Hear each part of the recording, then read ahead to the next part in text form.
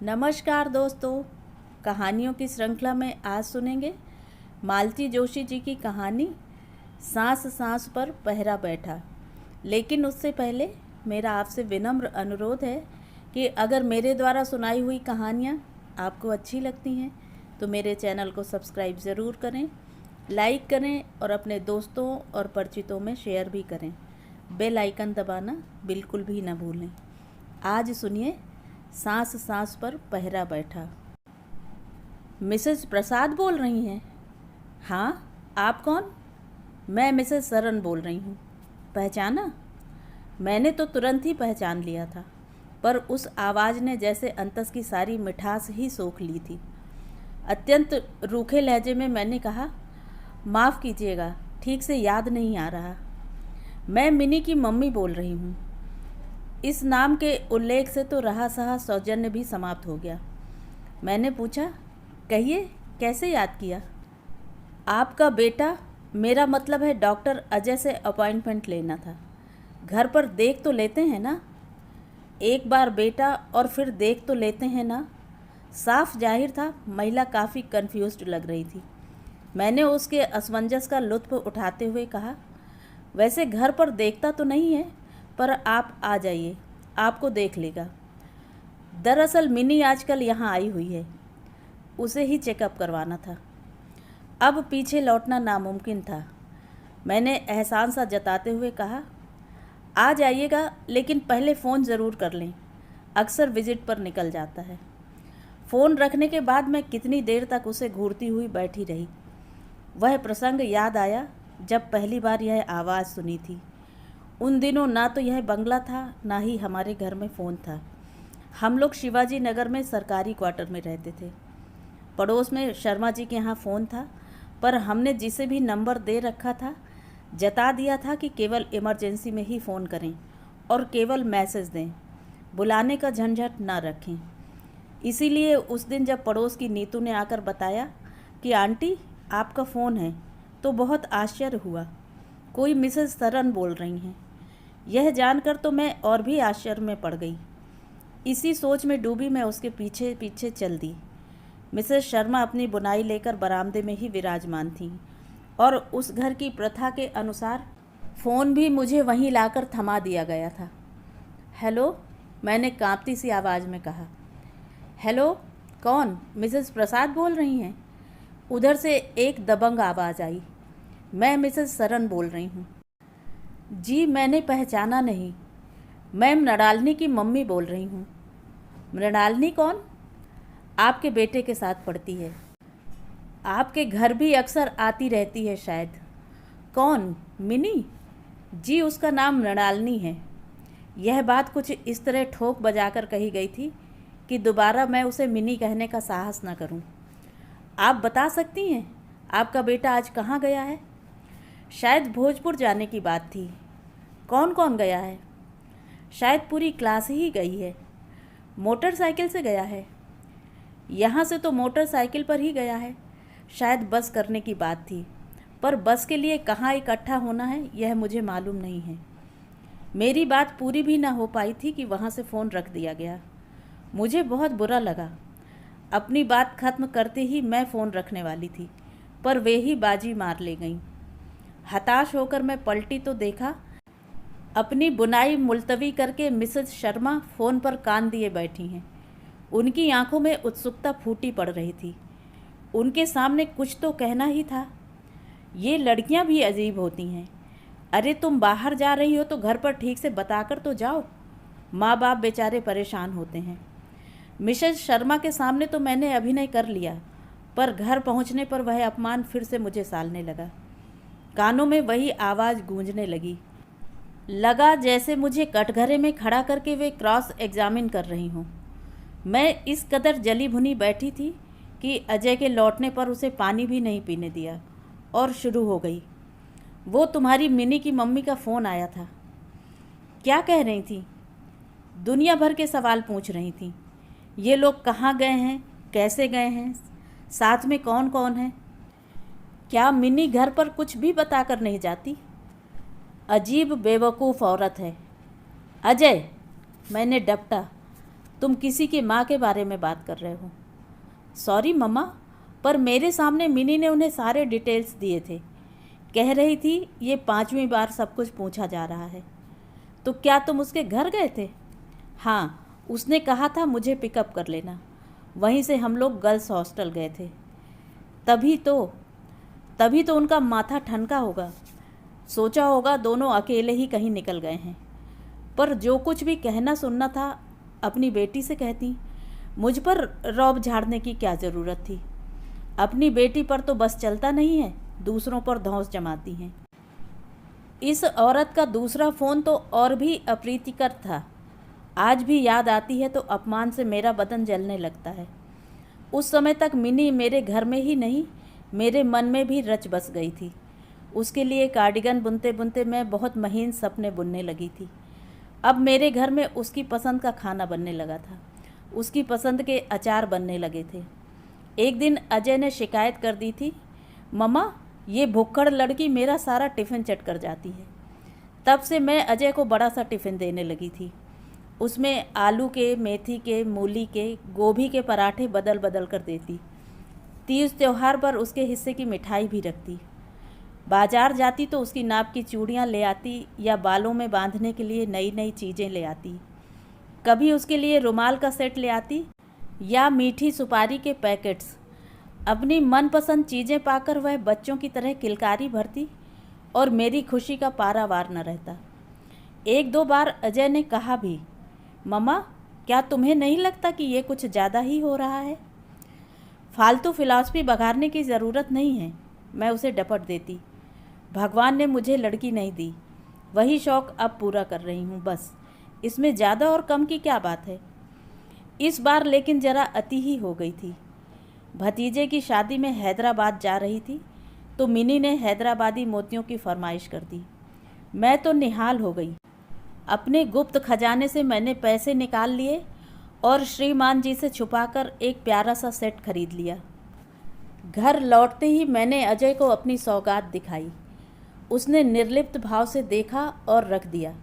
वैसे भी लड़कों को इन चीज़ों में कोई दिलचस्पी नहीं होती, पर मेरा उत्साह तो फूटा पड़ रहा था।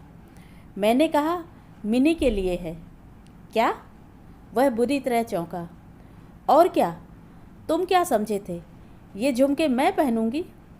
मम्मा, उसने गंभीर होकर कहा, उसके लिए इतने पैसे फूंकने की कोई ज़रूरत नहीं थी। इतने पैसे कहाँ फूंके हैं? कोई बहुत महंगा थोड़े ही है। तब तो और भी। तुम समझती नहीं हो मम्मा, वे लोग बहुत बड़े लोग हैं। तुम्हारी ये पसीने की कमाई वहाँ 2 कौड़ी की होकर रह जाएगी, इधर उधर फिरती फिरेगी। वह मजाक में कुछ कह देती है और तुम उसे पकड़ कर बैठ जाती हो। खाने पीने तक तो ठीक है, but this is too much. मैंने कोई प्रतिवाद नहीं किया। चुपचाप वह सेट उठाकर रख दिया और अवसर की प्रतीक्षा करती रही। मुझे ज़्यादा दिन रुकना नहीं पड़ा। एक दिन मिनी ने आकर मेरे पाँव छुए। आंटी, आज मेरा बर्थडे है, आशीर्वाद दीजिए। मैंने तुरंत वह सेट लाकर उसके हाथों में थमा दिया। उसने डिब्बा खोलकर देखा तो उसकी आंखें हर्ष और विस्मय से भर उठी। Oh auntie, you are so sweet, उसने कहा और फ़ौरन मेरे ड्रेसिंग टेबल के सामने बैठकर पहनने लगी। 3 ही चीज़ें थीं, हार, कंगन, झुमके, पर पहनते ही जैसे उसका रूप और भी निखर आया। वह मुग्ध होकर अपना ही प्रतिबिंब निहारती रही। वह कमनीय रूप रात भर मेरी आंखों में तैरता रहा, मेरे सपनों को आनंद से सराबोर करता रहा। इतने दिनों तक पति से यह बात मैंने छुपा रखी थी, पर खुशी के आवेग में उन्हें भी सब कुछ सुना दिया। रात तो इन्होंने मुझसे कुछ नहीं कहा, पर सुबह नाश्ते के समय बोले, जया, बुरा ना मानो तो एक बात कहूँ। कहिए। दरअसल तुम बहुत ज़्यादा भावुक हो, इसीलिए बहुत ऊंचा उड़ने लगती हो। मुझे डर लगता है किसी दिन अपने ही द्वारा छली जाओगी। किस बारे में कह रहे हैं? यही बच्चों के बारे में। देखो, अब वह पहले वाला ज़माना तो रहा नहीं। लड़के लड़कियां आजकल निसंकोच एक दूसरे से मिलते हैं, बात करते हैं, एक दूसरे के घर जाते हैं। मेडिकल स्टूडेंट्स तो कुछ ज़्यादा ही फ्री होते हैं। तो तो कहना यही है कि बहुत सारे सपने मत देखा करो, पछताओगी। मैंने बहस नहीं की, इच्छा ही नहीं हुई। ऐसी बातों पर कोई बहस करे भी तो क्या। हूँ, बाप बेटा दोनों मुझे सिखाने चले हैं। मैं बच्ची हूँ जैसे। मेडिकल स्टूडेंट हुए तो क्या दुनिया से निराले हो गए। अरे माँ हूँ मैं, मुझे कोई धोखा नहीं दे सकता। इस बात को 5 घंटे भी नहीं बीते होंगे कि मेरा सम्मन आ गया। पड़ोस की नीतू बुरा सा मुंह बनाकर आई और बोली, आंटी, कोई मिसेस सरन आपसे बात करना चाहती हैं। फ़ोन पर उसी रूखी दबंग आवाज़ से सामना हुआ। मिसेस प्रसाद बोल रही हैं? जी। वह मोतियों वाला सेट मिनी को आपने दिया था? जी। क्या सोच कर दिया था? उनकी आवाज़ ऐसी थी कि मेरा खून ही जम गया। देखिए, हम जिस चीज़ से इतना महंगा प्रेजेंट नहीं लेते। जिस चीज़ से क्या मतलब हुआ? यह औरत जानबूझकर अनजान बन रही है या कि कुछ जानती ही नहीं। मुझे भी ताव आ गया। मैंने भी नितांत व्यवहारिक लहजे में कहा, देखिए, पहली बात तो यह है कि वह सेट बहुत महंगा नहीं है। दूसरे यह कि आपकी बेटी ने मुझसे मंगाया था। अपनी बात समाप्त कर मैंने ज़ोर से रिसीवर पटक दिया। याद ही नहीं रहा कि फ़ोन की मालकिन मेरे पीछे ही बैठी मुझे अपलक ताक रही हैं। मिसेस सरन से निपटकर अब मुझे मिसेस शर्मा को झेलना था। गुस्से में तो थी ही मैं। उसी रौ में कह दिया, अजीब बेवकूफ़ लड़की है। सामान मंगाने से पहले घर पर पूछना तो चाहिए। मंगा लिया, अब पैसे देते जान निकल रही है। और देखिए मिसेस शर्मा, अब इस औरत का फ़ोन आए तो मुझे मत बुलाइएगा प्लीज़।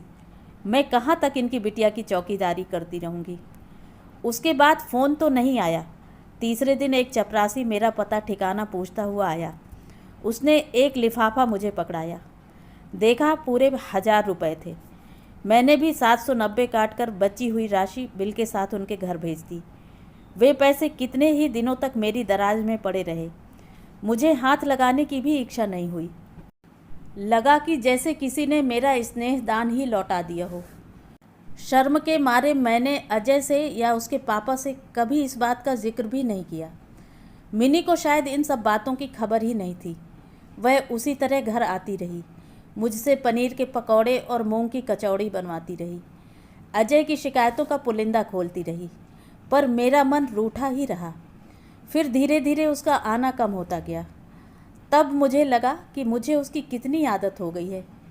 किसी किसी दिन तो मैं सड़क पर पलकें बिछाए ही बैठी रहती, और जब वह नहीं आती तो अपने को ही दोष देती। मेरा अपमान तो उसकी माँ ने किया है। वह बेचारी तो मुझसे हमेशा आदर और स्नेह से ही मिलती रही है। फिर उस पर नाराज़ होना मेरी बेवकूफ़ी ही थी। उन दिनों शायद अजय इंटर्नशिप कर रहा था, साथ ही पीजी की पढ़ाई भी ज़ोरों से चल रही थी। पर इस बीच मिनी बिल्कुल अंतर्ध्यान हो गई। आखिर घबराकर मैंने एक दिन पूछ ही लिया, क्या बात है, आजकल मिनी नहीं आती? शुक्र है कि नहीं आती। आती है तो इतनी धमा चौकड़ी मचाती है कि एक अक्षर पढ़ा नहीं जाता। उसको तो कोई फ़र्क नहीं पड़ता, पर मेरी पढ़ाई तो चौपट हो जाती है। तो क्या वह परीक्षा नहीं देगी? इंटर्नशिप ही कर ले तो बहुत है। क्यों? ऐसा क्यों? उसे ज़रूरत क्या है मम्मी? उसके ससुराल वाले इतने अमीर हैं कि एक डॉक्टर उसके लिए अलग से रख सकते हैं। तो क्या उसकी शादी हो रही है? हाँ, अगले महीने। मैंने अजय की ओर देखा। उसका चेहरा एकदम सीधा सपाट था।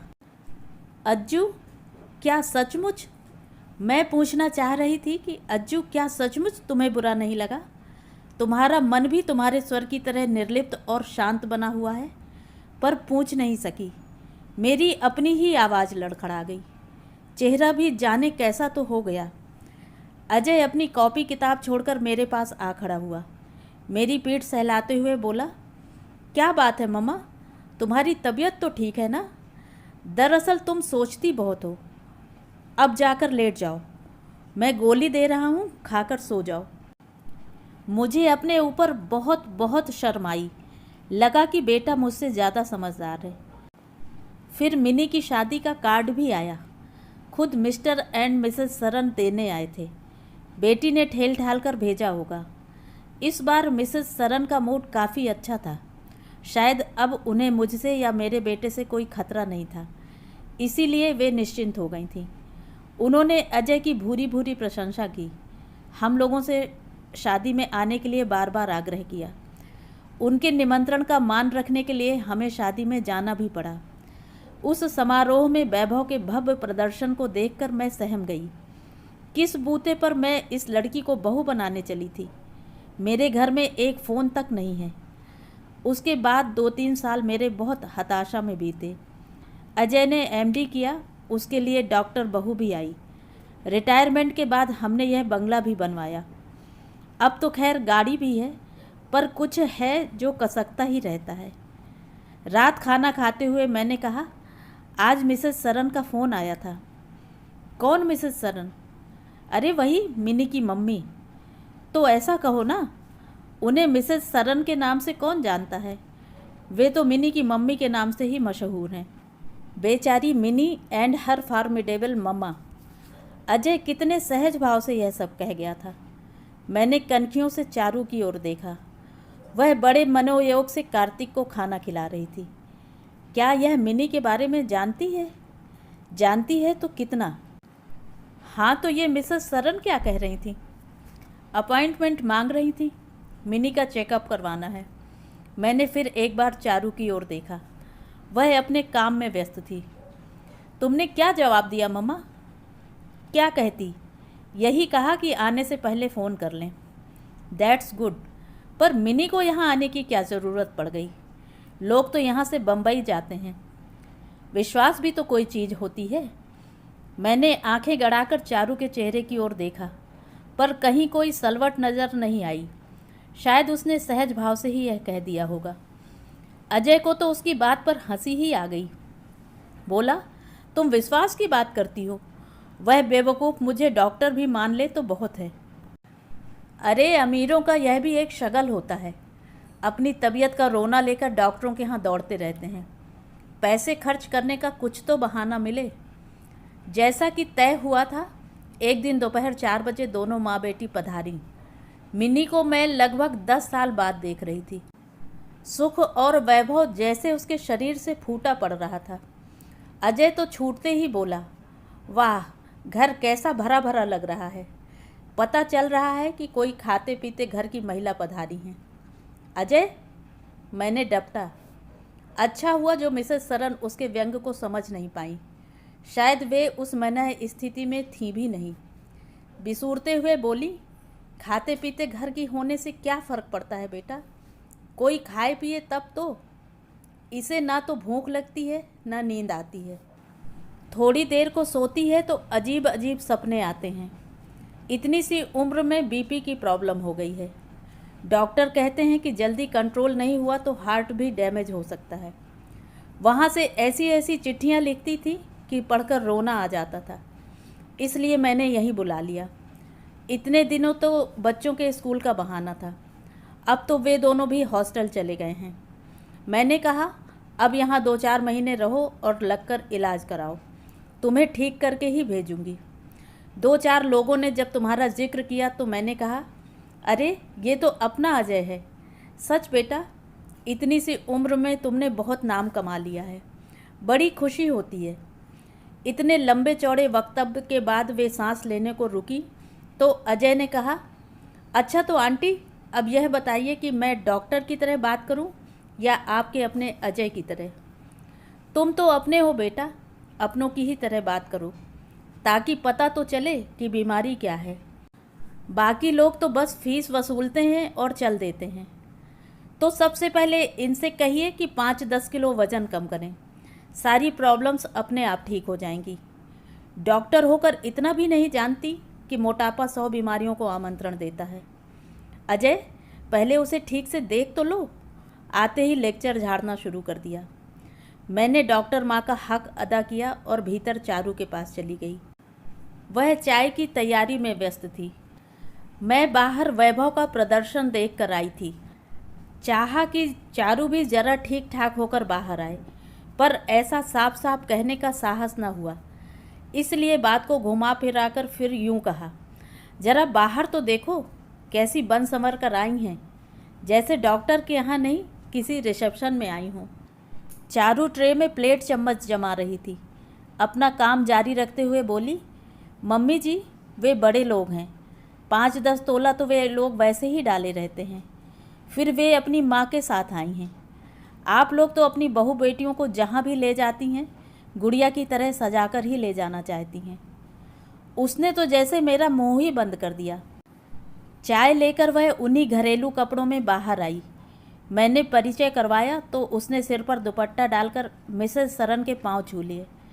उन्होंने ठोड़ी छूकर उसे आशीर्वाद दिया और पर्स खोलकर 100 का एक करारा नोट भी दिया। ये क्या कर रही हैं? पहली बार बहू को देखा है तो क्या खाली हाथ देखूंगी? फिर उन्होंने एक नोट कार्तिक को भी पकड़ाया। मैंने कुछ नहीं कहा, समझ गई कि यह शगुन नहीं फीस का संकल्प है। कार्तिक मज़े से मिनी की गोद में बैठा हुआ उसके लॉकेट से खेल रहा था। उसे चूमते हुए मिनी बोली, इन हजरत की तो हमें याद ही नहीं रही, नहीं तो कोई अच्छी सी टॉफ़ी ले आते। कोई बात नहीं, अगली बार ले आइएगा, चारू ने शहद घुले स्वर में कहा, लेकिन अगली बार पेशेंट बनकर नहीं, खाने पर आइएगा। आज तो जल्दी में कुछ बना ही नहीं पाई।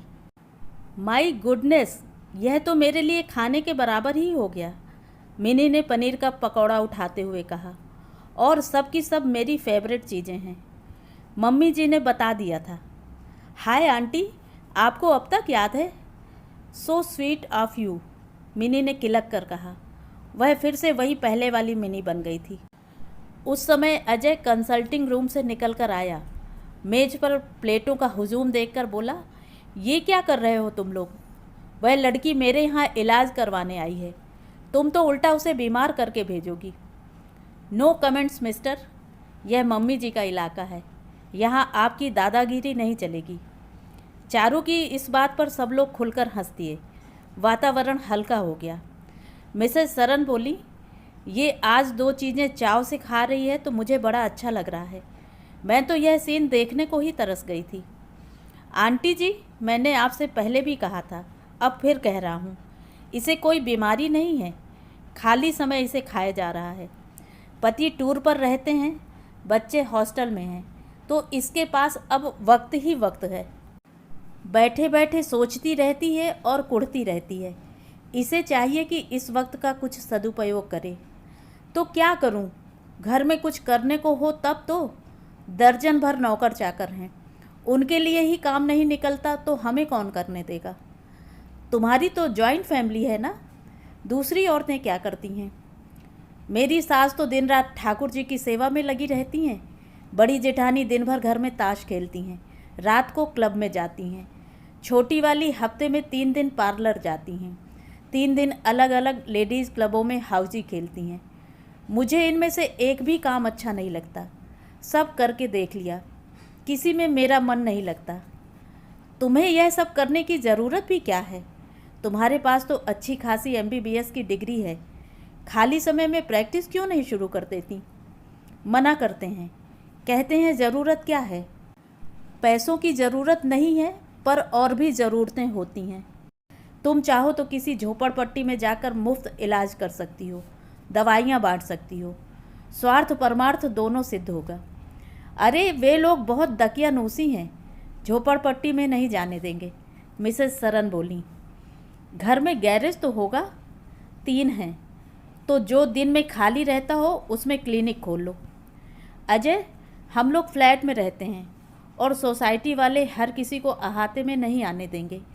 क्लिनिक में तो 10 तरह के लोग आएंगे तो दूसरे मेंबर्स ऑब्जेक्शन उठाएंगे।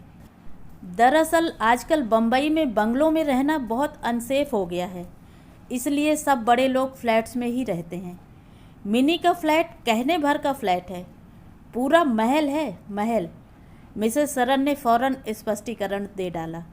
उन्हें डर लगा कि कहीं हम मिनी की हैसियत कम ना आंक बैठें। तो तुम पति के साथ टूर पर जाया करो, बिजनेस में हाथ बटाया करो। यह तो बिल्कुल भी संभव नहीं। कहते हैं जितने चाहे पैसे लो और चुपचाप घर में बैठो, बिजनेस में टांग मत अड़ाओ। उनकी भाभीयों की तरह मैं पैसा फेंकती रहूं तो उन्हें कोई मलाल नहीं, पर काम करने के नाम से उन्हें चिढ़ होती है। उनसे कहो कि पढ़ी लिखी और अनपढ़ महिलाओं में कुछ तो फ़र्क होगा। नहीं अजय, वे सब पढ़ी लिखी हैं। मेरी बड़ी जेठानी LLB हैं, छोटी तो MSc PhD हैं। मेरी सास तक उस ज़माने की BA हैं। पढ़ लिख कर वे लोग इतना निष्क्रिय जीवन जी रही हैं तो यह उनका अपना मसला है। It is their life. अपनी पढ़ाई लिखाई बर्बाद करने का उन्हें पूरा अधिकार है, पर तुम अपनी डिग्री में जंग लगने दो तो यह जुर्म होगा। It is a social crime. मतलब इस देश में डॉक्टरों का वैसे ही अकाल है। ऐसे में एक डॉक्टर अगर घर में बैठ जाए तो यह अन्याय ही होगा ना। एक विद्यार्थी को डॉक्टर बनाने में शासन का कितना खर्च आता है जानती हो? और तुम जैसे लोग उस खर्च को मिट्टी कर देते हैं। एक तो तुमने एक होनहार छात्र की सीट छीन ली, फिर उसका उपयोग भी नहीं किया। यह तो दोहरा अन्याय है। तुम BA MA करके घर बैठ जाती तो कोई बात नहीं थी, पर MBBS करके घर बैठना यह तो अक्षम्य अपराध है। मिनी सिर झुकाए सुनती रही। उसकी माँ से बेटी की यह दशा नहीं देखी गई। बोली, पहले इसकी तबीयत तो ठीक हो ले, फिर सोचेंगे। उसकी तबीयत को कुछ नहीं हुआ है आंटी जी, यह सिर्फ फ्रस्ट्रेशन है। कुछ ना कर पाने की व्यवस्था ने उसे बीमार कर दिया है। ऐसा ना होता तो वह भी मज़े में ताश खेलकर ज़िंदगी गुजार सकती थी। तो अब मैं क्या करूं? मिनी की आवाज़ ऐसी थी जैसे किसी गहरे कुएं से आ रही हो। करना क्या है? अपने घर वालों से कहो कि मुझे काम चाहिए। I need work. आपको पैसों की ज़रूरत ना सही, पर मुझे काम की ज़रूरत है, नहीं तो मैं पागल हो जाऊंगी। मिनी ने फिर सिर झुका लिया। मैं जानती थी अपने घर वालों से वह कभी कुछ नहीं कह पाएगी। वह इसी तरह मन में कुढ़ती रहेगी, घुलती रहेगी। अगर कुछ कहने की हिम्मत होती तो क्या अपने माँ बाप से नहीं कहती कि मेरी शादी रोक दीजिए? मेरा मन कहीं और है। जो जीवन के निर्णायक क्षणों में मुंह नहीं खोल सकी, अब क्या खोलेगी? मम्मी जी, मैं चलूं? देर हो रही है। हम सब ने चौंक कर सिर उठाया। चारू क्लिनिक जाने के लिए तैयार खड़ी थी। वह हमारे बीच से कब उठकर चली गई हमें पता ही नहीं चला। अभी आधा घंटा पहले एक घरेलू सी लड़की हमारे बीच में बैठी चाय का सामान समेट रही थी। अब हमारे सामने खड़ी थी एक चुस्त दुरुस्त डॉक्टर, कलफ लगी साड़ी, गर्दन पर झूलता बड़ा सा जूड़ा, हाथों में स्टेथोस्कोप। दीदी, वह मिनी के पास जाकर बोली, हो सके तो हमें अपनी थोड़ी सी फुर्सत उधार दे दीजिए। देखिए ना कैसी भागम भाग मची रहती है। 2 घड़ी आपके पास बैठ भी नहीं पाई। मिनी निर्निमेष उसे देख रही थी। सचमुच चारू का चेहरा आत्मविश्वास के तेज से दमक रहा था। उसके सामने मिनी कितनी फीकी और असहाय लग रही थी। पहली बार मुझे अपनी बहू पर प्यार आया। लगा इन लोगों की नज़र न लग जाए कहीं। तो ये थी कहानी। कहानी आपको कैसी लगी? कमेंट करके ज़रूर बताएं।